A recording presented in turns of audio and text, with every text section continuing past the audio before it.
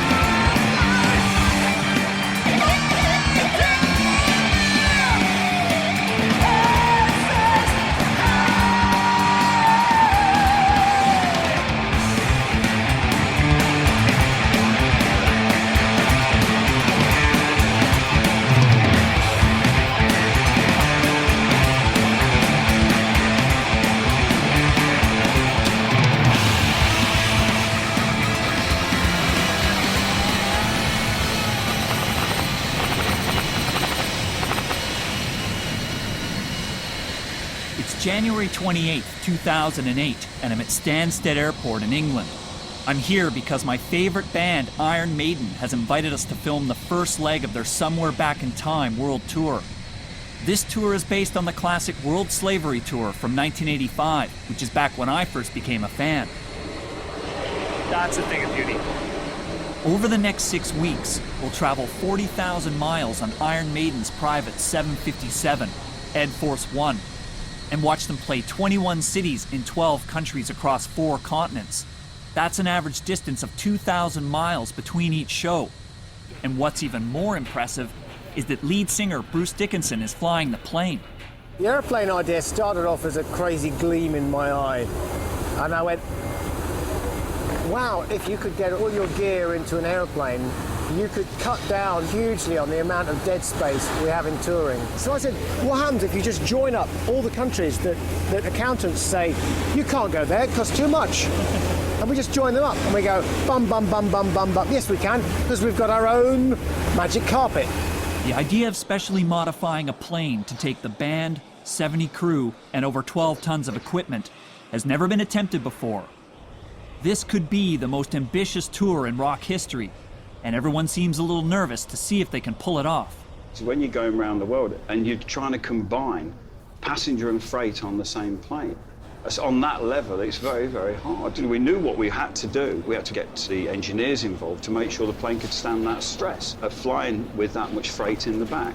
To get all of that together took a year. Everything else was in place. We'd got the visas, we'd got the equipment, we'd got everything. The only thing we hadn't got was the authorization to fly the plane. I was the nut in the nutcracker, as it were, because when it came to that morning and we still hadn't signed off on the bits of paper we needed to get the airplane airborne, I was in a stressful place.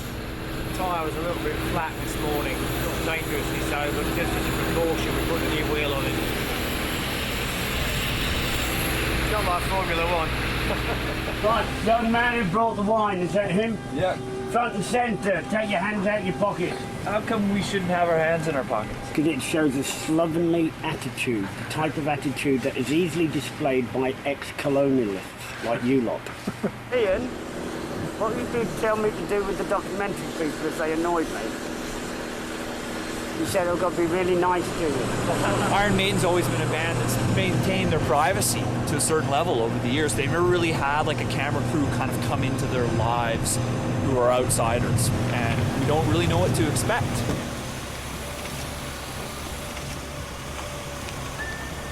10 out. Well, good morning. Welcome good to morning. Stansted. Who's you? Who are you?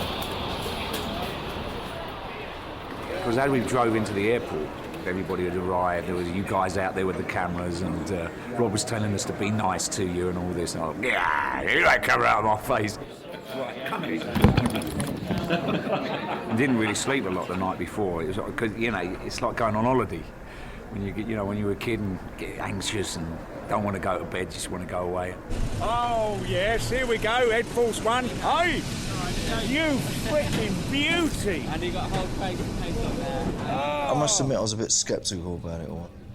The idea of band and crew travelling on the same plane was like a trip you do away in a coach somewhere and have a few cans of beer in the back, like a day trip, except that it lasted 6 weeks. I think the only time we'd ever travel with a crew was back in the late 70s, where basically there was only one crew member.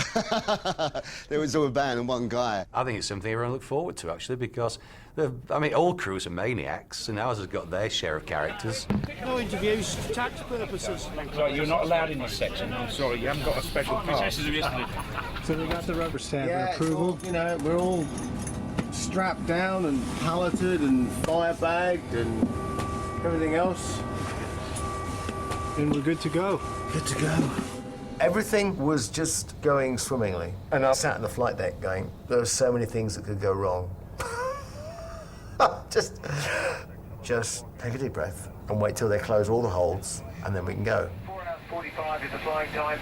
Bit windy when we get to Baku, and then a stonking tailwind take us to Mumbai. 3 hours 47 to Mumbai. Plenty of time to drink Nico's bottles of wine.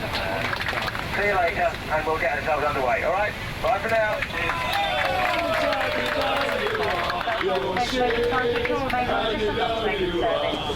High Star 666 Tower 5 Sierra 1 clear for takeoff, wind 290 10 knots. Sierra 1 clear takeoff 5 Star 666.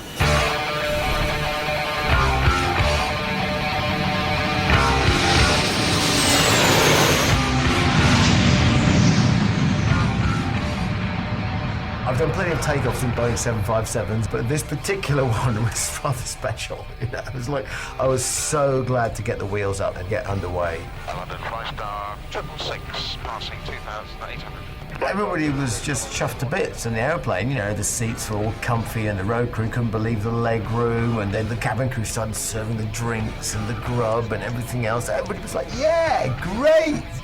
This is the way to do it.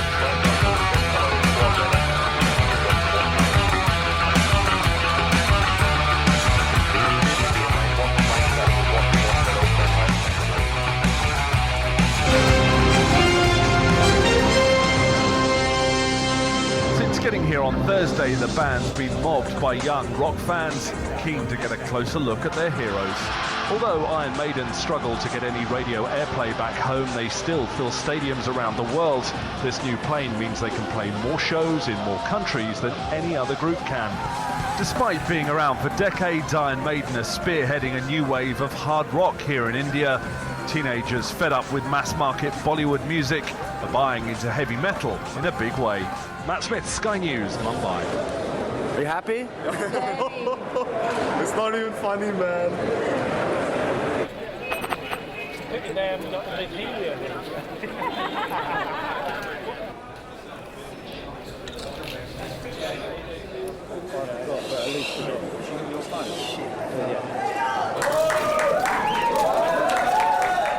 This tour really, for us, it's a retrospective look at a really classic period in the band's history. We're playing songs we haven't played in 23 years, but most importantly, for an audience which has never seen us perform these songs. This is a real treat. You know, it's every guy's dream to be a rock star, and you guys are living that dream.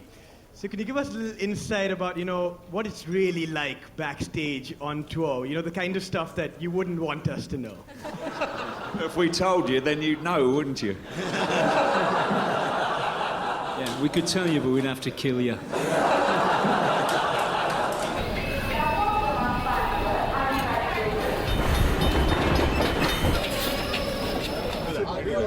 So how did you first discover Iron Maiden?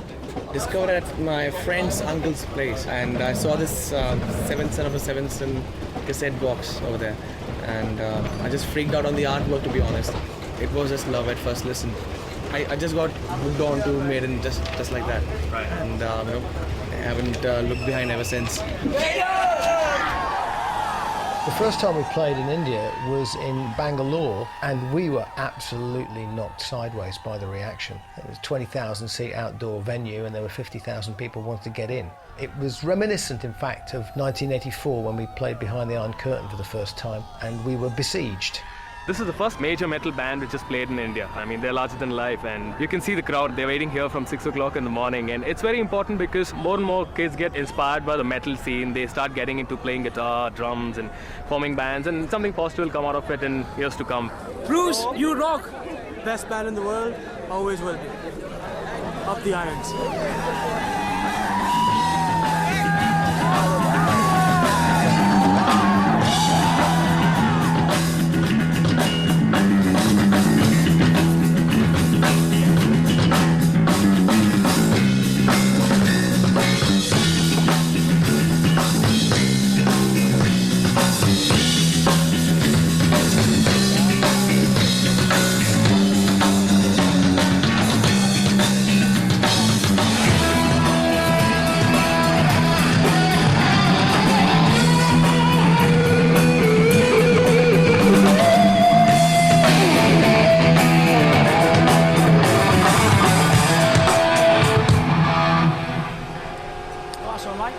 Painless sound check. That worked nice, didn't it? It worked really nice. I can really hear you well now. Yeah, but keep that eye. I'll keep it through though, because that really is a fail-safe. The first show was India. What was your feelings going into that? Well, to be totally frank and honest with you, I was more frightened of getting up on that stage than I was getting inside of 757 with a bunch of hooligans and all our gear in the back. So we got to the venue and the stage was built from wood. The stage was sort of lashed together bamboo. We were sort of going around tested it, but it was actually really solid. The whole backstage thing, where everything's like red carpets and great big tents, and you know, it's almost like being back in the Raj or something.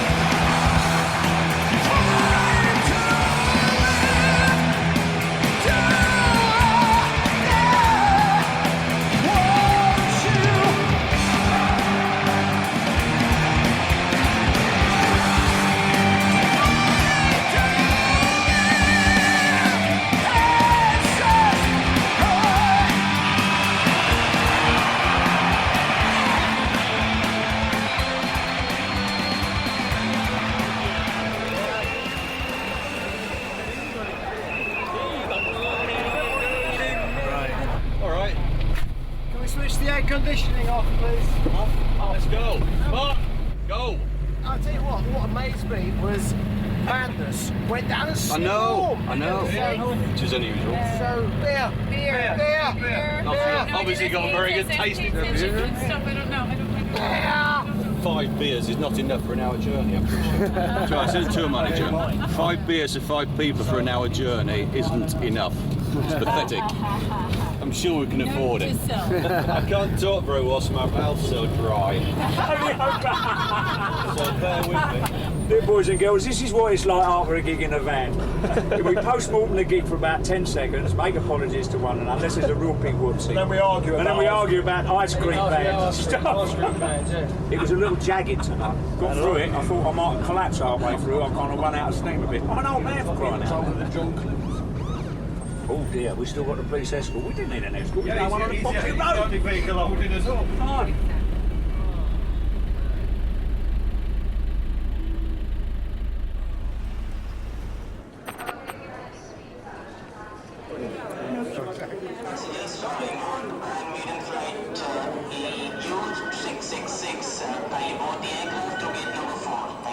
That's what I'm saying. I don't listen to Please observe the fasten seatbelt signs, no smoking signs, which will remain on.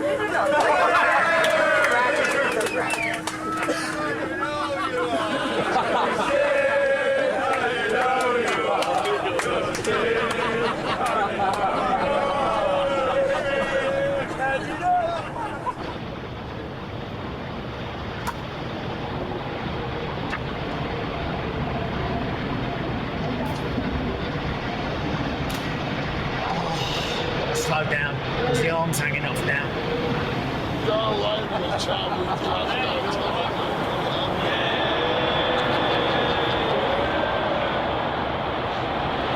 watching a rare wild animal. Even in its sleep, it snarls and it growls, unaware of the presence of the cameras.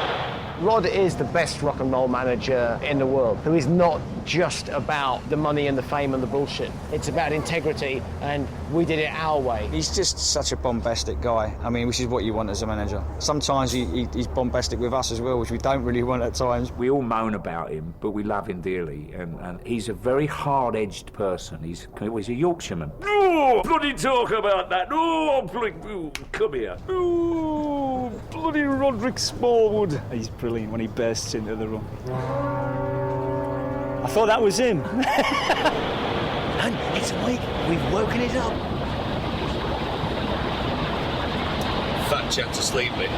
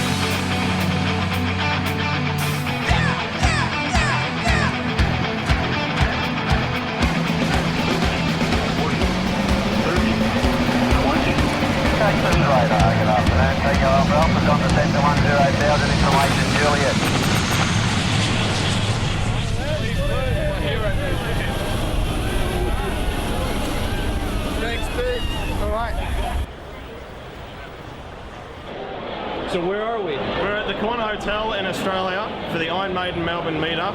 So why do you have these pre-show events? Just to get together, have fun, have some drinks, and just enjoy the atmosphere. Because we're all pumped for Maiden. We're all pumped. We are seriously pumped. David from Melbourne, mate, a real fucking Maiden fan. It's not so much about identity or whatever social culture you think you fit into. You can see all these different types of people that come along to gigs and worship upon the altar that is Iron Maiden. They have this ability to really hit your heart, and either that or it just makes you fucking want to headbang and go fucking wild. How long have you been Maiden fans? Since I was fucking born, man! Fucking day, 666! It's been 15 years since we've played Australia. I mean, everywhere we go, the fans are just so keen to have us back. You know, some people never see this, some people saw us, you know, on earlier tours, but absolutely incredible everywhere. It's all bigger than ever. I mean, our heyday was the mid-80s, which is what this tour is all about. You know, we're 24, 25 years older, but to get up on stage, and I look out and I see the kids, and they haven't aged. You know, and it's really weird. I go, God, blimey, look, they're all the same kids that were out at the front of the stage 20-odd years ago. So what I'm trying to understand is why is it that Maiden appeals to mum and dad and all the kids? Because they're fucking awesome, man. Like, come on. I believe Iron Maiden are playing here tonight. Giddy the fuck up. Steve's probably been flat out in bed. Oh, he's also down still. Oh, Steve's down big time. Yeah. He's looking really ill. We've all got picked up a little bug from India. Steve and I, probably more so. I mean, we've got to the point where we didn't eat for 4 days. By the time we arrived in Australia and we turned up at the sound check, it was like we'd go to start a song and someone would be off to the bathroom, like, all right, come back, and then you start, and it was just, people were just off everywhere. I mean, we're all pretty jet-lagged still.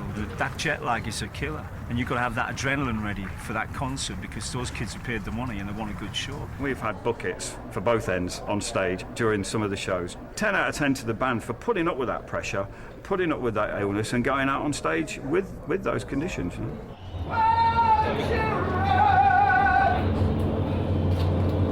There's always a shit house that you can sing in somewhere.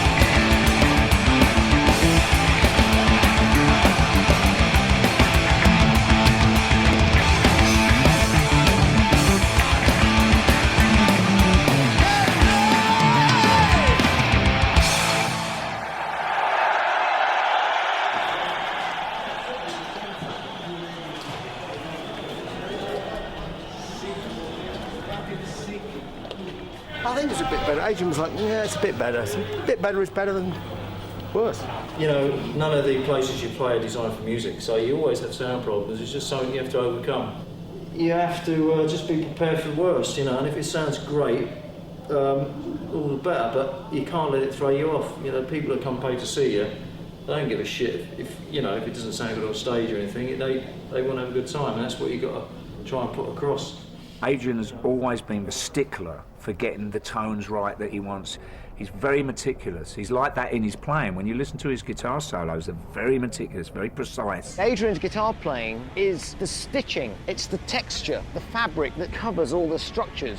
Nothing Adrian does is aggressive, like everything notes. He picks notes out of the air like that. And how he does it, no one knows, only Adrian, because nobody else can do it. I'm trying to be all serious. I'll probably look.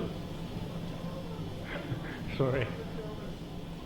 I felt like shit before I went on, and then I don't know, I got some adrenaline going and I enjoyed it in the end. It was good. Contrary to belief, boys and girls, Harry Harris don't smack the shit out of his bass guitar strings.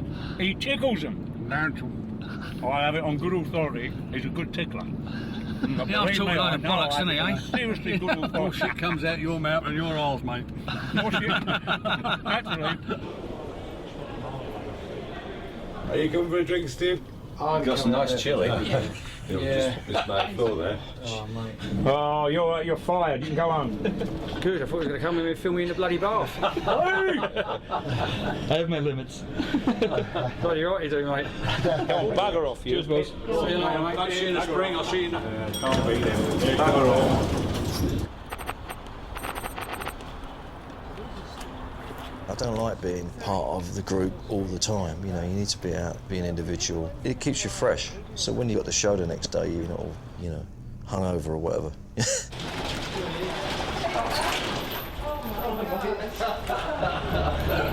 How are you, mate?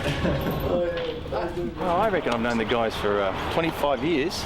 Their first tour here in Australia, Number of the Beast, and we went and met the guys and played tennis with them, and we've been well, friends ever since, really. This is not easy. Fight. So, is Adrian a worthy opponent there, Pat? He's a much better tennis player than I am guitarist. Not only did we get a chance to play with Pat Cash, we had also Wayne Arthurs. I think he had the fastest serve record for a while. I had the audacity to try and return one of his serves. I was put firmly in my place then, you know. That's in the movie.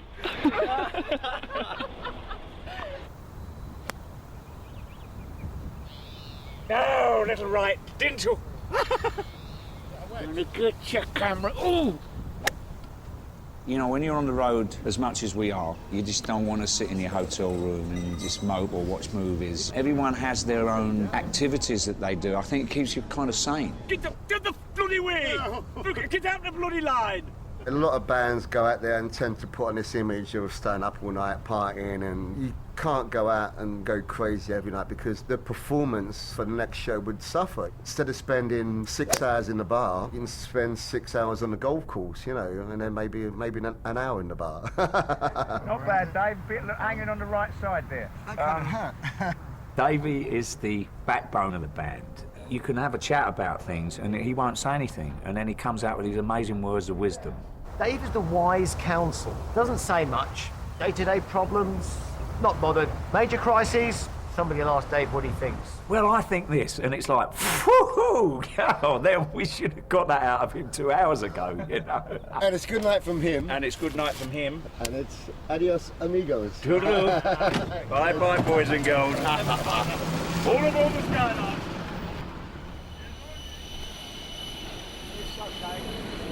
How many you got to sign there? This is the second box load, and there's about another 4 box loads in the back that I ain't done yet. I mean, there's a lot of musicians that tour the world that won't bring their kids along, but obviously it's very important to you to have them with you. I was the first one really to start taking my kids on the road, and I think that's really been the hardest part of touring, is being away from your family, you know. They've always enjoyed being on the road, and they still talk about, you know, oh, Dad, can we go back and go on the bus again? Yeah, we used to have our own bus. We were like separate from all the mayhem when we were younger. I used to like sleeping on the tour bus actually rather than being in hotels. How would you describe your dad to other people? Quiet. Really quiet. Yeah. Shy. Keeps himself to himself. It's quite private. I think he's kept us really grounded because we could have just been a nightmare. So is this the last tour you're going to do? Yes. Are you sure about that? Positive. Well, what do you plan to do with your time off? Grow vegetables. I'll miss 2 things, abusing people and the sense of humour on the road.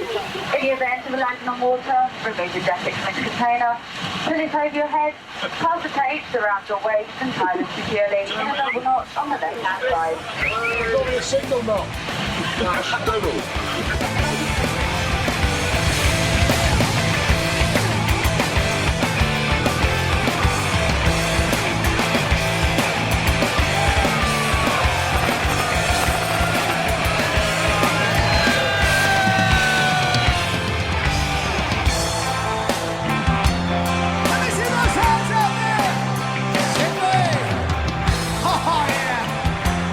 Take a look at yourself.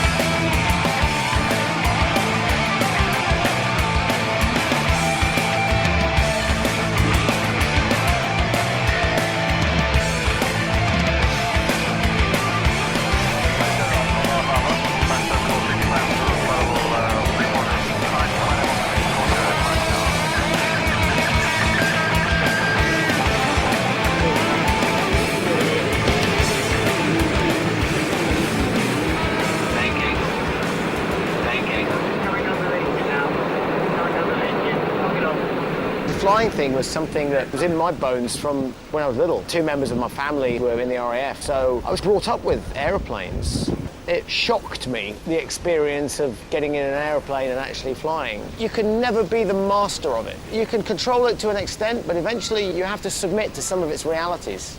It's a very humbling experience. Bruce is just full on. I mean, he's the energy of the man. I mean, I just wish I had a serum and get something out of him, stick it into me. He tends to be able to juggle lots of things at once. He has a perpetual flood of ideas. His enthusiasm rubs off. When he gets excited about something, he really follows it through. I mean, like now, he's flying planes on days off, and we'd be like doing a European tour, and we'd fly home after the show, and he'd be up next day flying to North Africa. You know, you think, Christ, at his age, he should slow down a bit, but no, not a bit of it.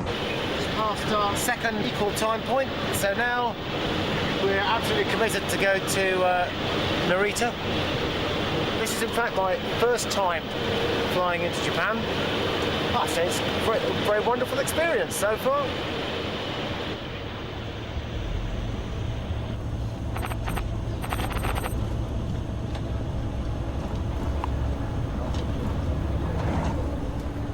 Take me back to the first time you played in Japan. I was very excited to come to Japan because it's somewhere I'd always wanted to visit. You know, I was rather intrigued with all the Shogun stuff and that's notice, I got a Yakuza samurai on my see, look, see? Back then, you'd turn up at a hotel and they'd be there and they'd be giving you presents, little stuffed toys and little cards, and they just make you feel really welcome. I think it was the only place in the world where we physically got mobbed by teenage girls. Hello, my name is Maria, Japanese Maiden girl #1. Welcome to Japan. I am Maiden. Okay? I would like to become Steve Harris' daughter. We'll have to work on that. Stay heavy.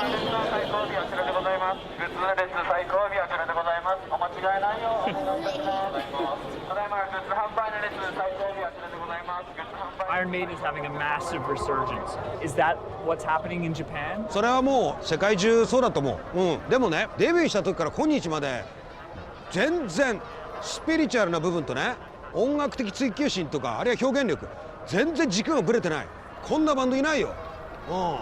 それは当然さ、どうなるかっていうとリスペクトが積み木のようにこう重なっていくから、今日のようになる。でも嬉しいじゃない。ということはアイアンメイデンは永遠に引退できないってことだよ。こんな素晴らしいことないでしょ。Focus and get into that door. Like it. I just blocked it out. Get rid of that one. Pull this back. Pull everything back. 26 people to put a black drape in the air. 94 people to lay a carpet. Gotta love Japan.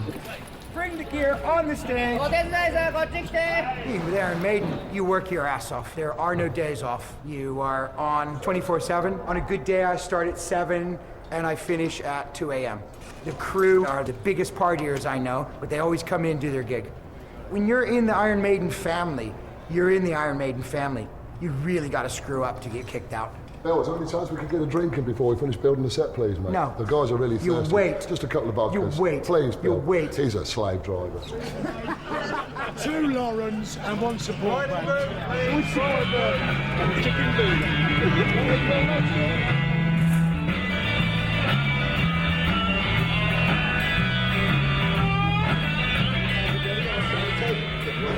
I'll send the old man back here to come get you. Yeah, the old man of the sea. His last turn. It is, isn't it? It is. It's his last go. It's his last go. How many times has he retired? He'll be back. This is about 40 times. At least twice. Dick Bell and I go back way before I joined the band. He's a phenomenal production manager, and he's part of the family. He used to come around and hit you on the arm, like, come here! And he's on a bit of a bastard. He knows exactly where to clump you. And now he's retiring again after tomorrow. Bruce, you haven't even dressed yet.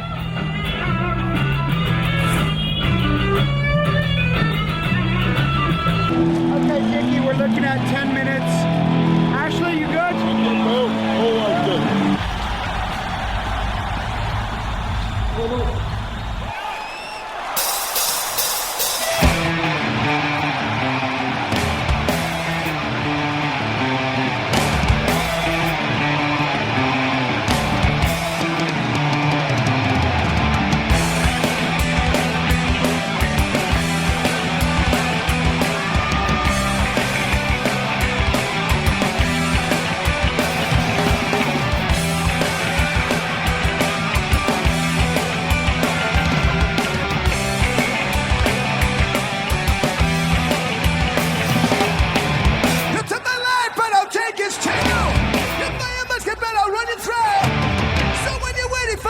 6 to 10. You better stand, there's no turning back. Your bugle sounds, the charge begins. On this battlefield, no one wins. Smelling like it's smoking half a breath. I'm abandoned in a sudden death. Hey, Tokyo!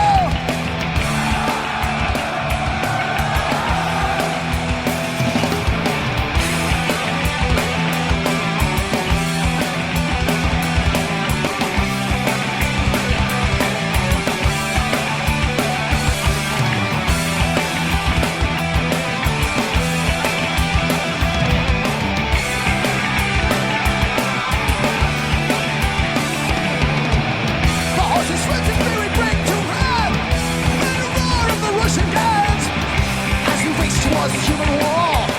Spit the pain, the courage fall. All the bodies that lay out the ground. And the Russians fire another round. Get from here, so far away. We'll live to fight another day.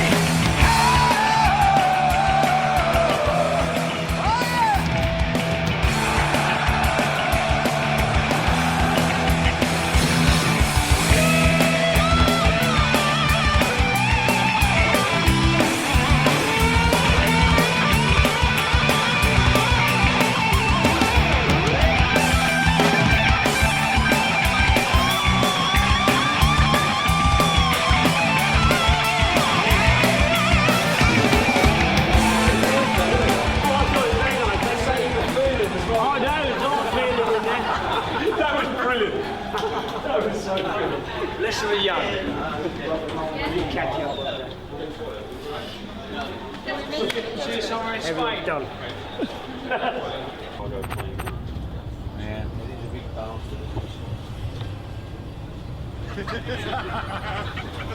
Carry on. Ladies and gentlemen, the captain politely requests if you are carrying a mobile telephone or any other electronic equipment, be sure it's now switched off as these items may interfere with the aircraft. And you know you are, you're shit, and you know you are.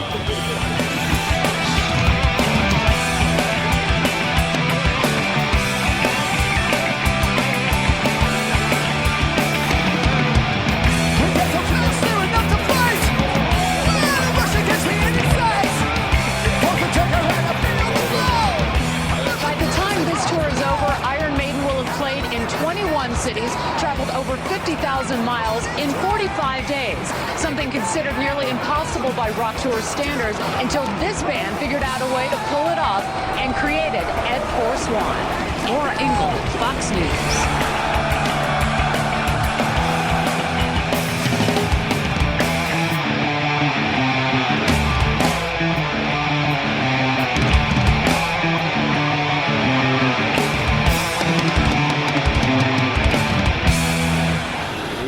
Sunny LA. Yeah, but it is sunny. I mean, we flew from Japan after a couple of days there, up through Anchorage to LA. Well, when we got to LA, Steve got straight off the plane. And then typically Steve, the music comes first, off the plane, bum straight down the studio with Kevin. You know, you might need to just done that bit there. I just like the tri-Ian's guitar, leaving it up. I don't think Maiden ever cares about being relevant, and I think that's one of the things that makes them relevant. We like 8-minute songs, we like the slow intros and outros, we like the gallop in the middle. Guess what? It's, you know, so we've got 10 songs like that. We don't give a fuck. Steve is, you know, he's obviously the anchor of the band. He writes a lot of the songs. If he doesn't write the songs, he has a say in the way they get arranged. You know, it's Steve's band. We have this kind of sixth sense with one another. He doesn't have to say so, I can tell what he wants. And likewise, there are a handful of bass players that play our sort of music that are that good. And I happen to be playing with one I personally think is the best in the world. Steve is the musical basis of Maiden. And it's something I can say quite openly, all of the band would agree with that everything gets Steveized. The spirit of Maiden comes from his musical focus on what he thinks is right, and it's completely incorruptible.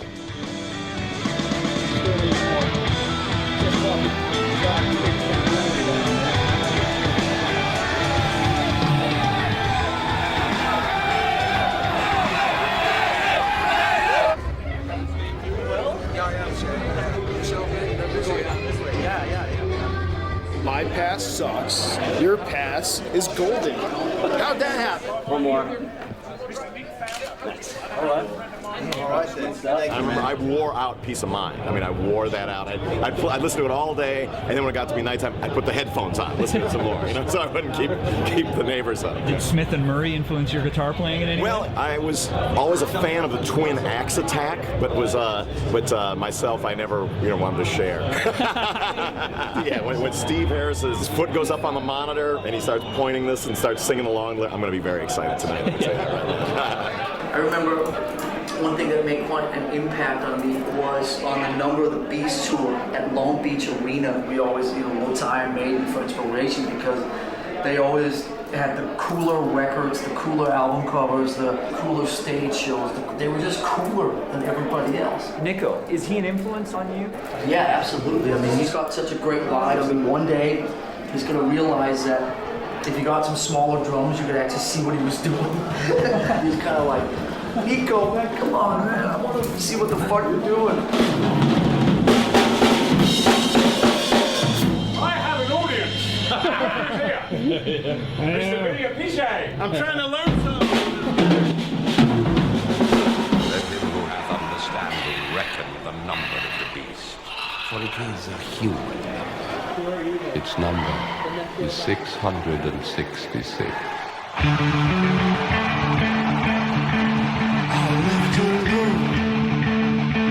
My mind was blank. I needed time to think, to get the memories from my mind. What did I see?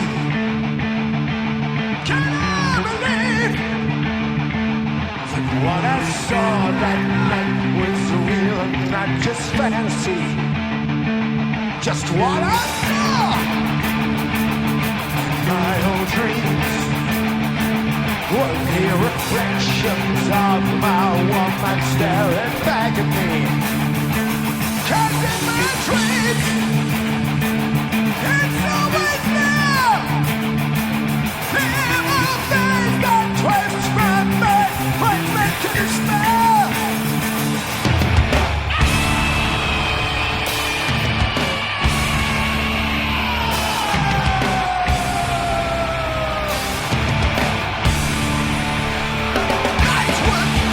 What's no use holding back? 'Cause I just have to see what someone watching me. And the mist got me to move and twist. Was all this for real? Or just some kind of hell? 6. The number of the beast. Hell and fire was more to be released. Torches blazed and sacred chants were placed as they start to cry and come to the state. In the night, by the burning bright, ritual has begun. Satan's work is done. 6. The number of the beast. Sacrifice is going on tonight.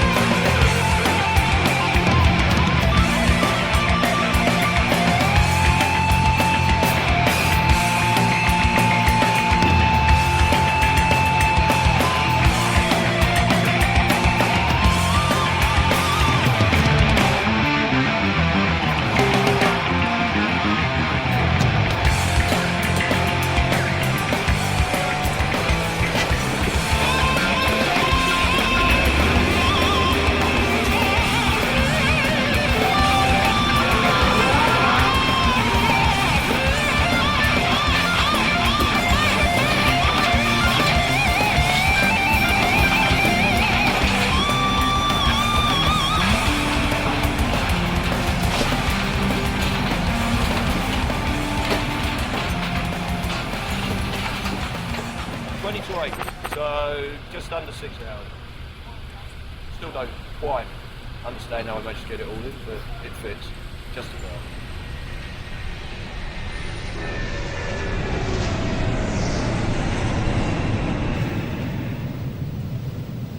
Going all the way around the time zones, halfway around the world, up to Japan, from summer to winter, not just across a date line, not just going backwards a day, but going back a whole season.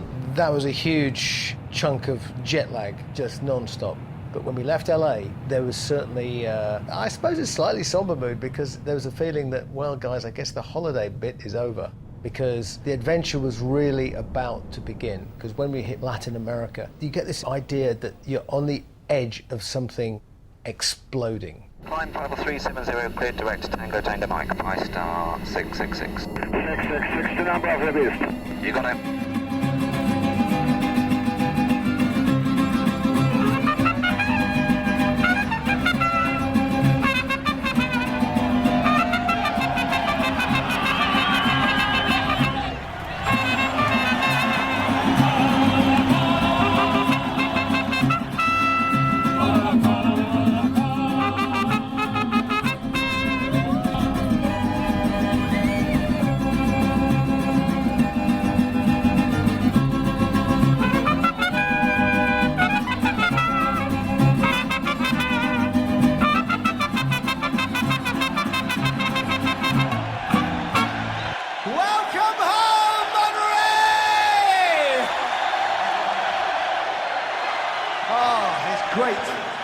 It's great to be in Mexico. It is. And you know what? Every time we go south of the border, the hotter it fucking gets.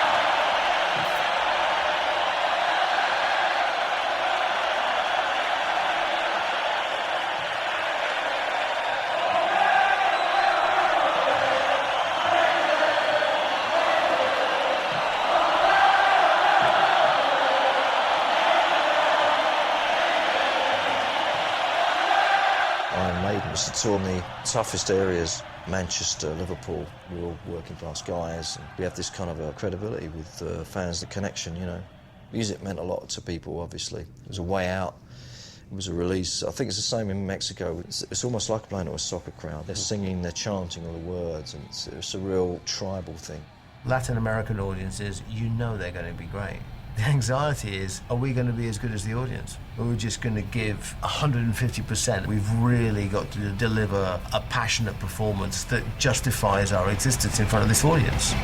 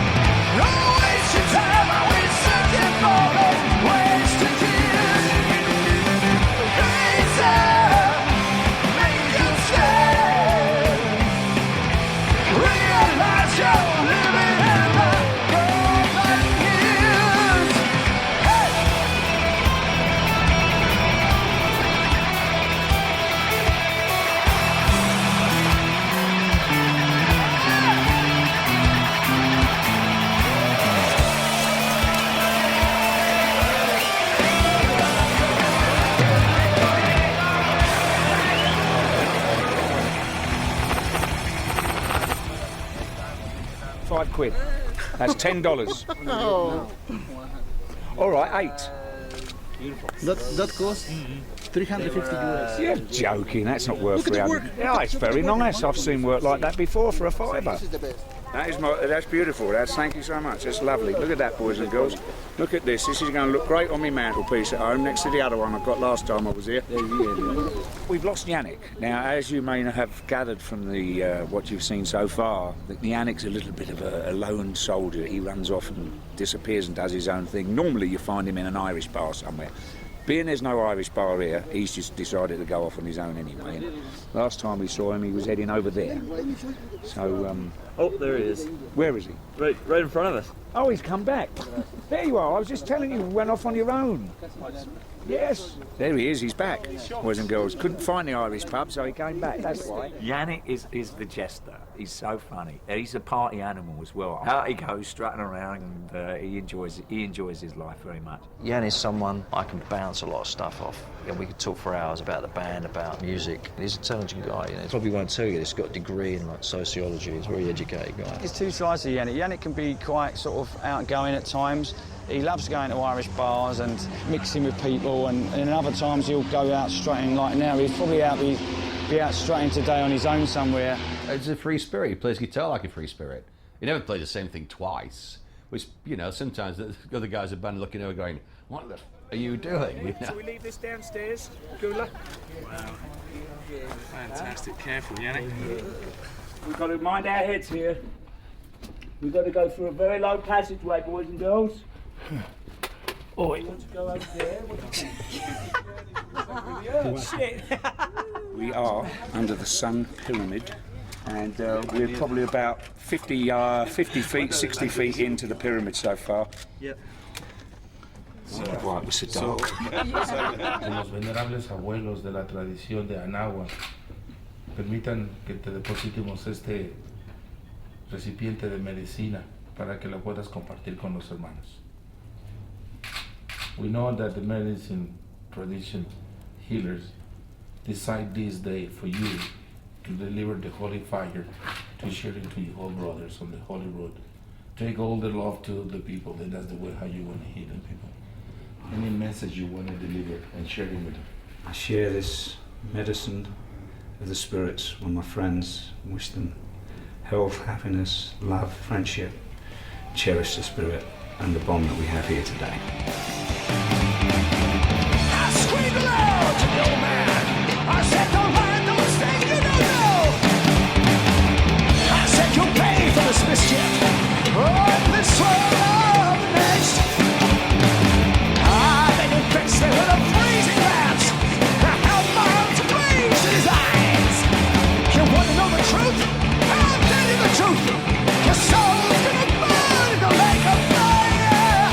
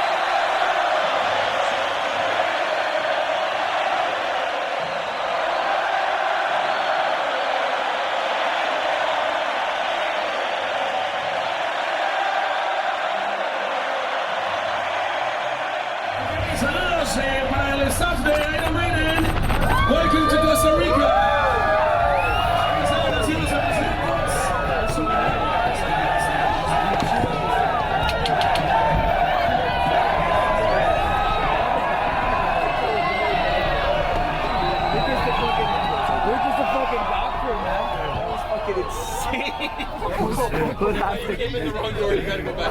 Okay, dude. I've never seen anything like that.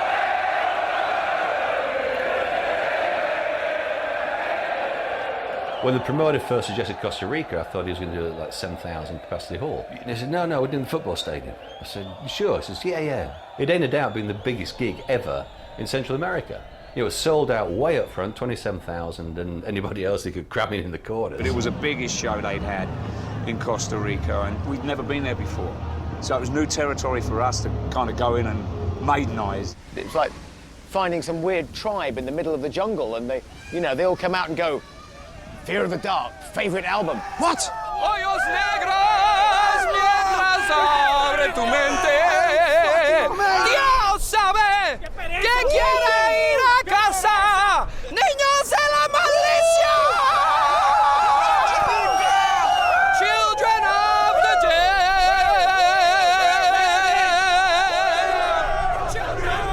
When I was like 14 or 15, I heard Iron Maiden for the first time. Oh, this is amazing, Iron Maiden. Could you imagine to see them alive? Oh, no, shame. We live in the ass of the world. A lot of people have come here. People from El Salvador, Honduras, Nicaragua, from South America, like Ecuador. This is once in a lifetime. I have a friend who quit his job to be here today. This is the thing, this is the thing.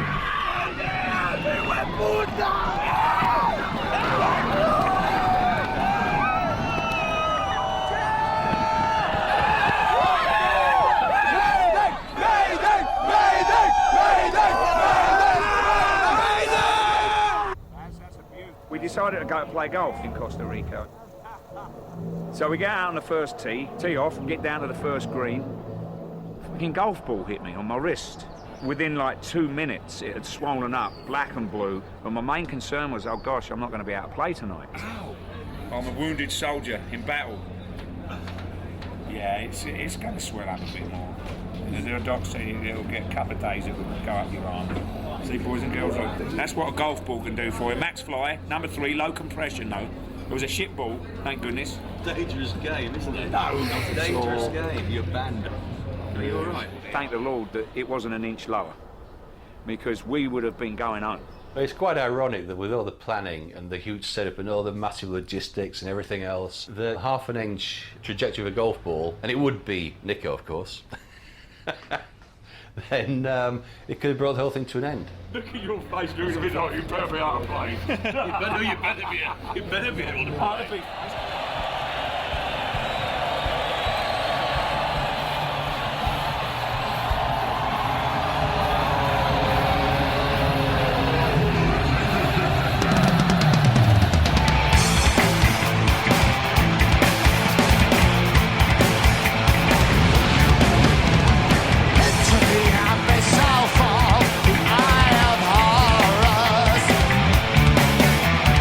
Into the eyes of the night.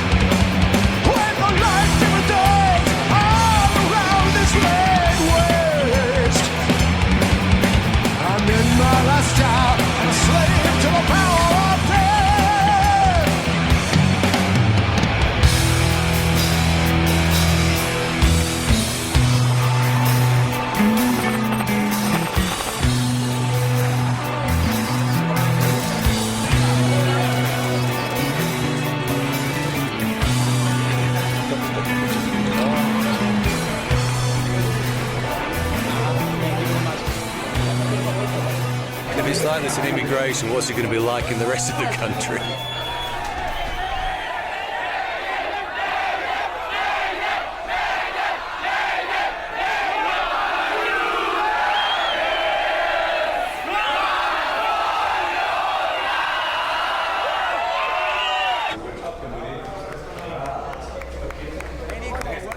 Good afternoon, everybody. How are you? The show last night, phenomenal.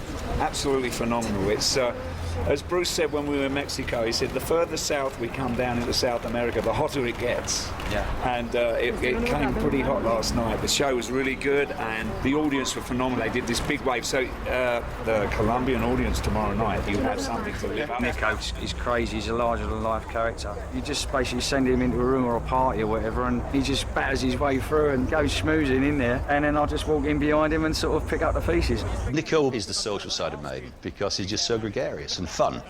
Him and me will go out in the room, and, you know, and sometimes you've got to say hello to people. It's part of it, but he's a totally genuine, full-on, and again, a great part of the team. They broke the mould when they made Nico. I mean, he's one of these people that soon, the first time you meet him, you know, you love him for life. What can you say about Nick? You know, it's best left unsaid. Yeah, that'll do, won't it?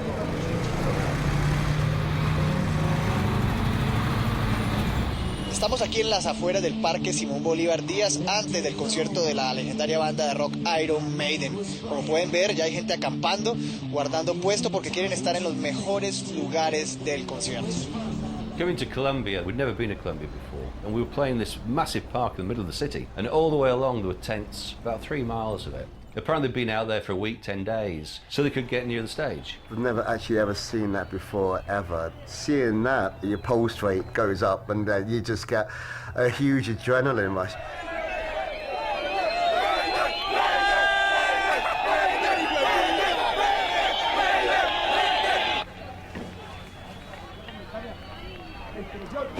Colombia was one of the places that I was slightly apprehensive about going to, I guess, because of the idea that if some kind of event kicked off stage, that it could get nasty. Even though everybody was very happy, you got the impression that they lived with the military presence and tolerated it on a day-to-day basis. We've been here the whole week, but we don't have any food right now. They just take away everything, food, cameras, all that stuff. So it's pretty heavy security. It's pretty heavy security.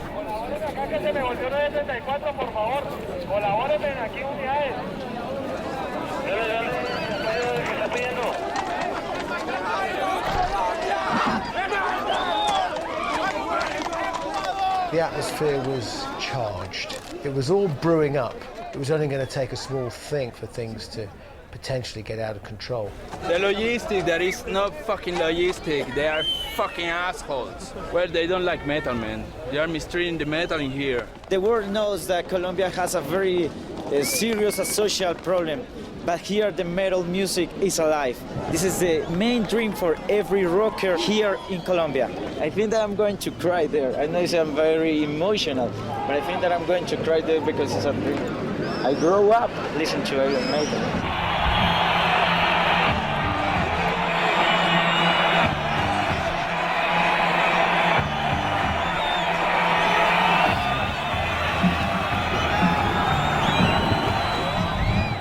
Tell you what, the old altitude is, it's...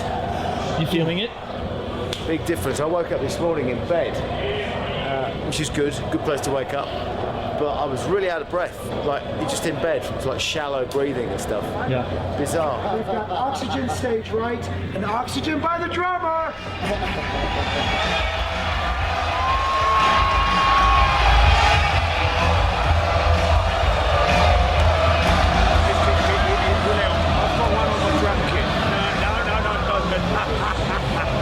Bruce, when you need oxygen, it's over stage right, say the word. I could have done with oxygen last night. I've got a shocking hangover.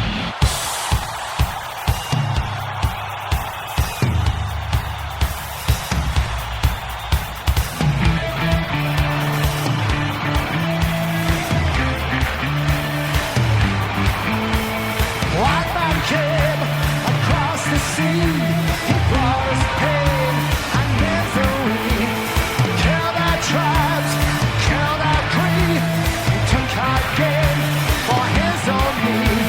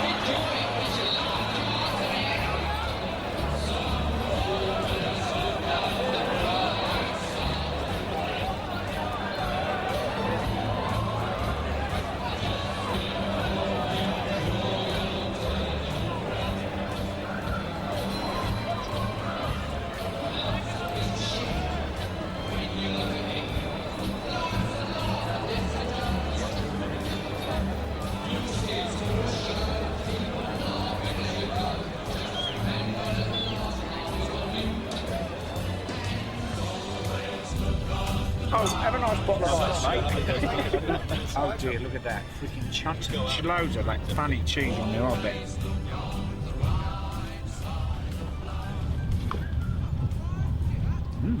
Yeah, we have to give it It's not bad.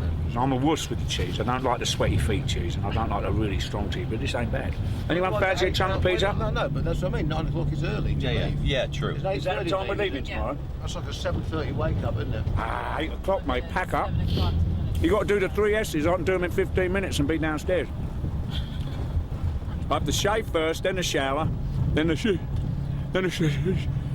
I can't even say it. Does it confuse you if anything happens out of sequence? So It does. Sometimes I have to do the... Like you wipe your bum with your razor or something like that? No.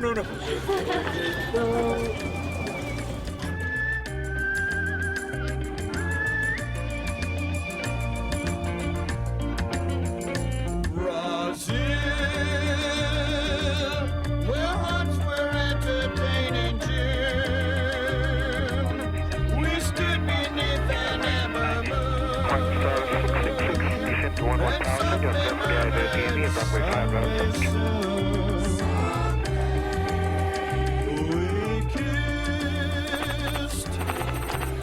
Brazil for us is where Latin America started when we did Rock in Rio. And of course we went down there just for one show and the experience was unbelievable, life-changing. Muito obrigado, Brasil, Rock in Rio. Eu quero todo mundo louco esta noite. Run to the The Rock in Rio in '85 was fantastic. We flew in specially for one show, about 300,000 people, and it was being televised live throughout South America. And the whole of South America suddenly went Maiden.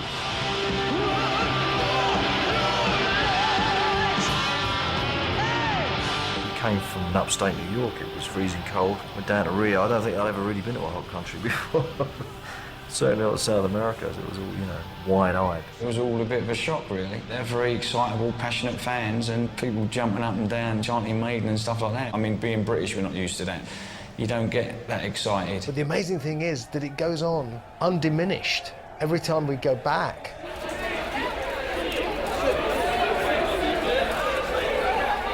You got full sign? Yeah. Are you happy? Very happy, man. Heavy metal. We're going to the Irons, man. Very. Iron Maiden is my religion.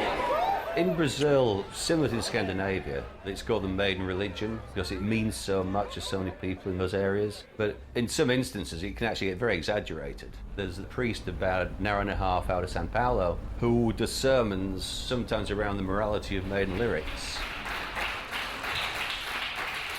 Meu nome é Marcos Motolo, tenho 35 anos e eu congrego nessa igreja e ministro há 3 anos e daqui para o mundo. Eu disse que tenho 172 tatuagens da banda Iron Maiden. Eu sou fã número 1 do mundo, porque eu também tenho, além disso, um fã-clube chamado Pais of Maiden. E o meu filho chama Steve Harris. Eu ouvi falar em documentários na época de The Number of the Beast. Aquela época era uma visão da igreja em 1983. Hoje é a visão da igreja em 2008. E a igreja ela abriu um pouco bilateralmente para que possa entender entre cultura e espiritualidade. Could you describe for us some of your tattoos? Paz of Might, amarrada no bico. Conforme a gente se mexe, ele tenta se escapar. Yeah.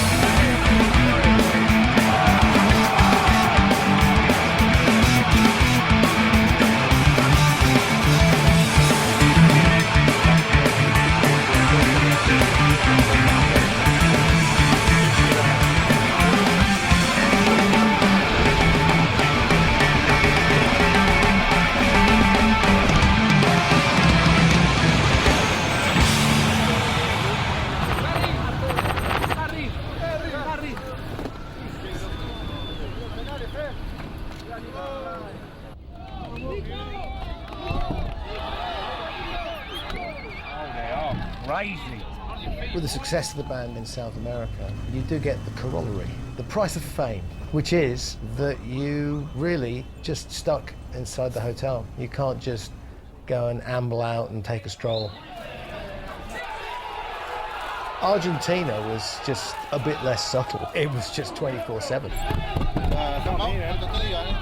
The fans do get a bit much sometimes when you've been travelling all day and people expect you to stop and sign and have photos and look all cheerful. And the way I look at it is, once you're in a hotel, that's my home away from home. Outside a hotel, we're fair game.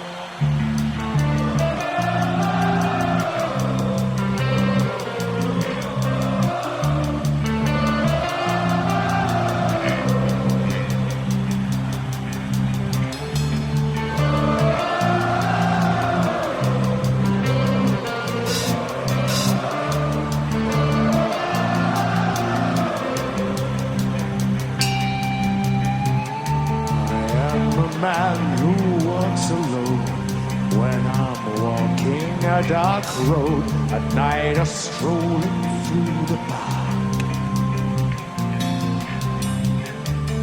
When the light begins to fade, sometimes feel a little strange, a little anxious when it's dark.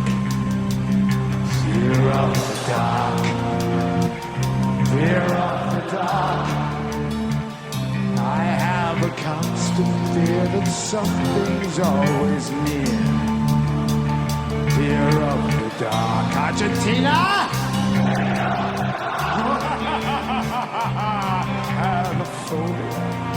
Someone's always there.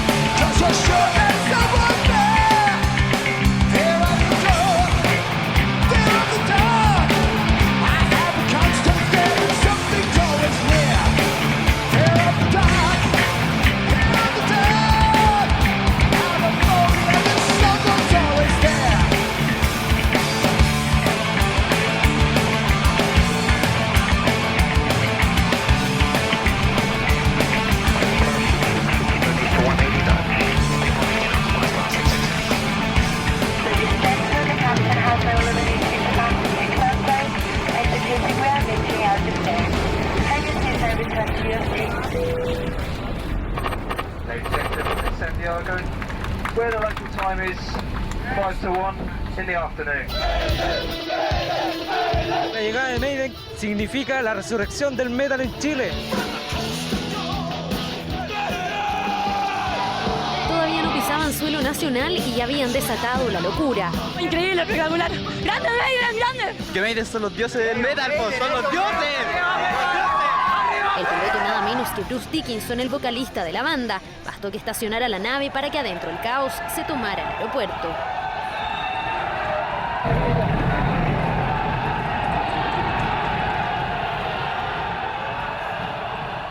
This was the most out of control reception that I think we've had in Chile. It's kind of ironic that we're in that situation now because we were banned initially. Además tienen claras tendencias satánicas, por lo que no es bueno su presentación aquí en Chile. The once all-powerful Catholic Church took exception to what they thought were our satanic lyrics, and unbelievably, they stopped us coming to Chile.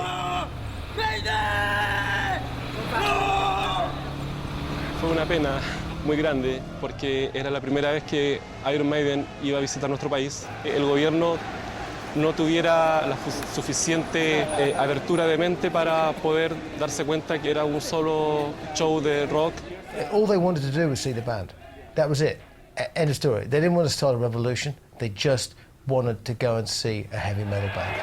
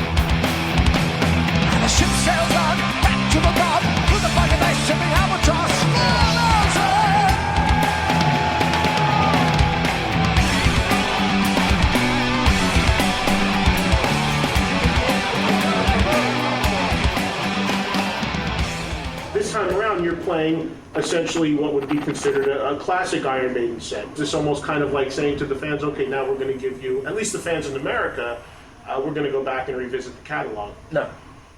Not at all. No, not at all. We're not some old fossil dragging the bones of old songs around.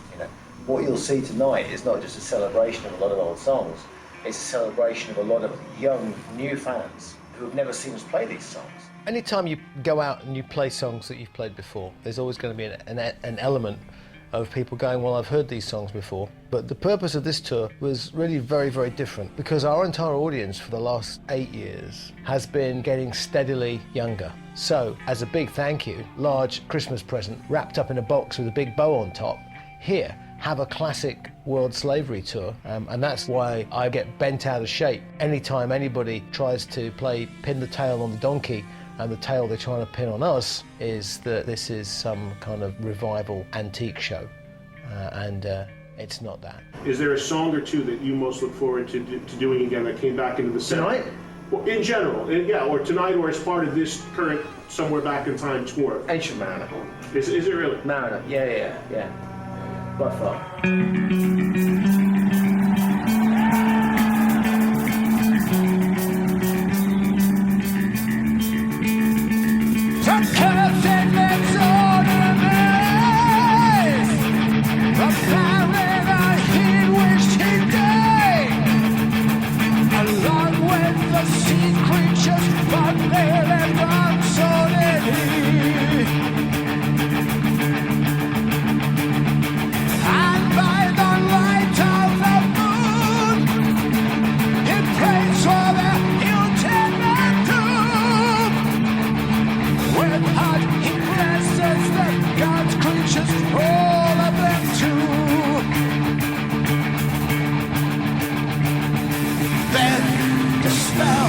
To break, the albatross falls from his neck, sinks down like lead into the sea, then rain falls, comes the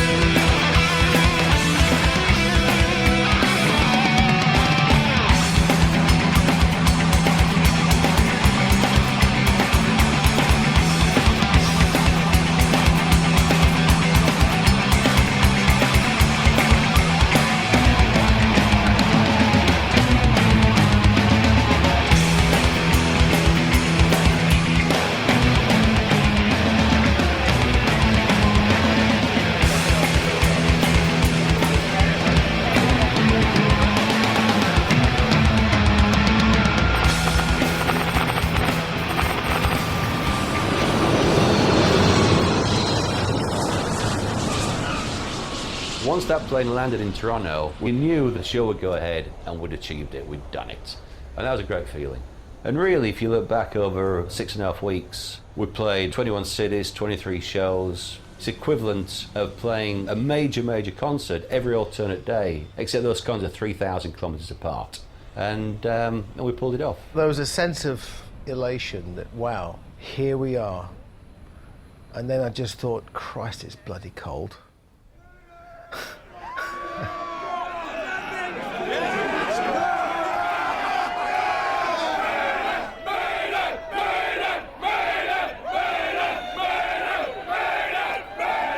Definitely in the Great White North now.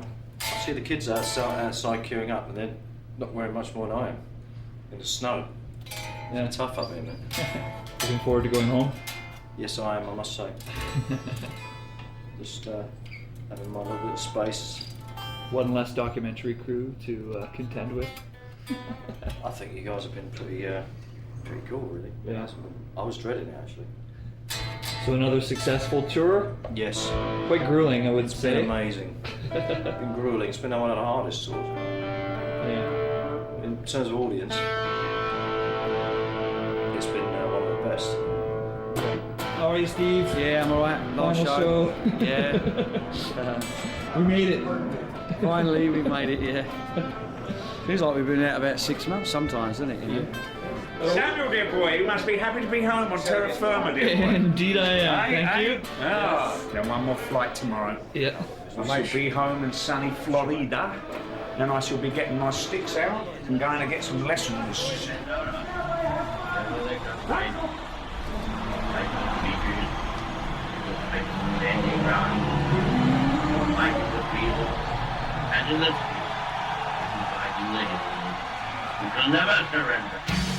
I think the essence of us hasn't changed that much really as people, really. I think we still do the music because we love doing the music. It's not about money. It's nice to make money, but you can see what we do is we mean it and we enjoy it. It's all about the music, and I think people know that. We've done it our way. We do it without radio. We do it without basically any media. We haven't become celebrities. We still go and have a drink in the pub with our mates. Nobody has to bow down to us. You know, we're just musicians. We play music, we enjoy it. And if you like our music, God bless you. And if you don't like it, you know what? God bless you too. So it's a beautiful thing that we're still here in 2008 doing the biggest tour we've ever done. I mean, this is bigger than the 80s. I'm kind of doing something that I love doing. I'm being able to play music and express myself and travel around the world and have a great life. And this is a thing you never take for granted and just enjoy every moment. We've got a bunch of your fellow countrymen out with us making a documentary on the madness that follows us around the world. So I'm putting them on fair warning now. They've been well behaved so far. They've said all the right things. They've been nice. We've even bought them drinks. But you know where they fucking live, right? That's all I'm saying.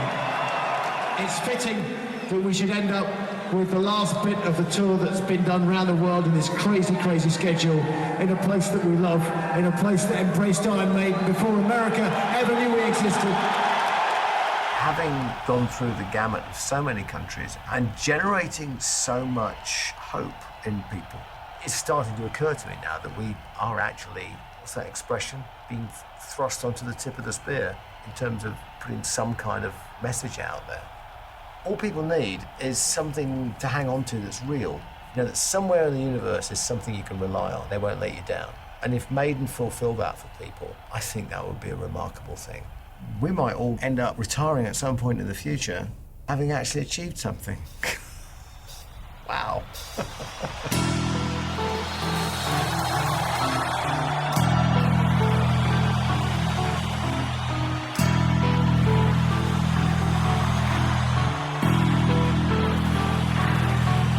I'm waiting in my cold cell when the bell begins to chime, reflecting on my past life, and it doesn't have much time. 'Cause at 5 o'clock they take me to the gallows pole. Yeah. The sands of time for me are running low.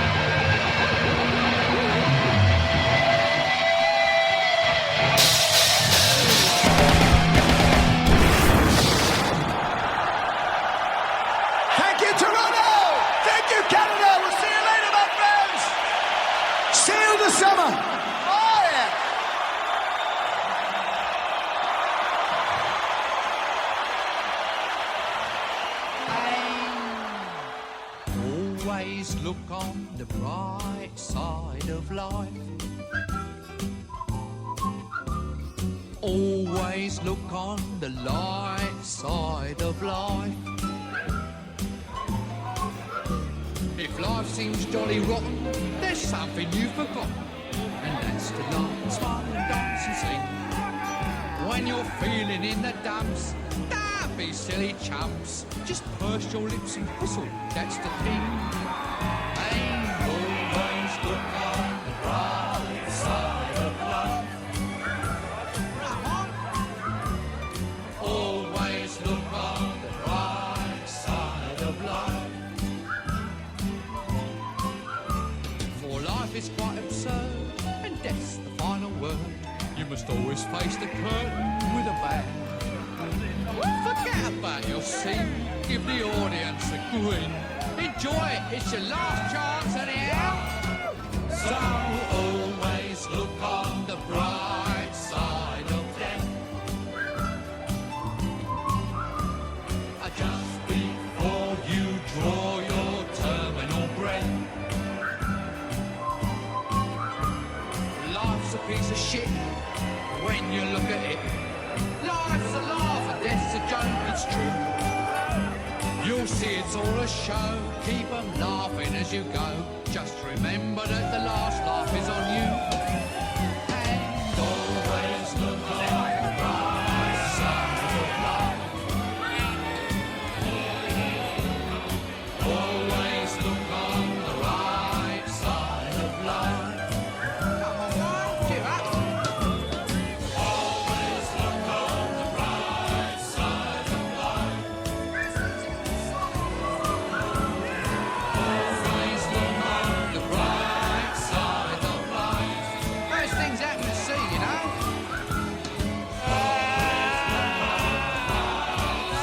What you got to lose, you know? You come from nothing, you're going back to nothing. What you lost? Nothing. Nothing will come from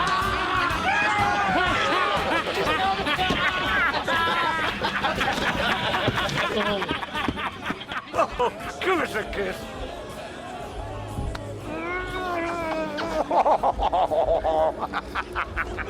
You just missed the whole best buddies out of the whole coffee tour. What we need to do is get Rod Smallwood in a barrel over the end of there. No, it's bloody nothing this. I've done worse.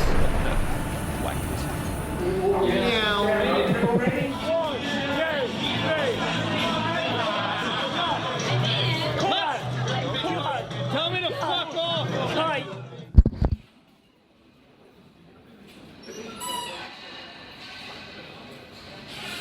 Why don't you like just fuck off and go home?